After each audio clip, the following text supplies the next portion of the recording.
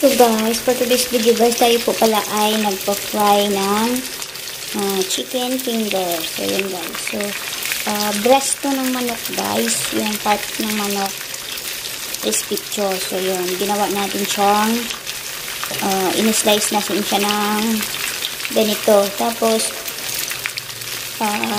minarinate natin siya sa sangkap. Tapos nilagyan natin siya ng breadcrumbs para maging crispy. So yan.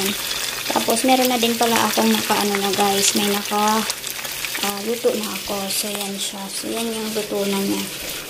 So and then gagawa ako ng gravy mix. So yan, gravy mix. Gagawa tayo ng gravy mix mamaya.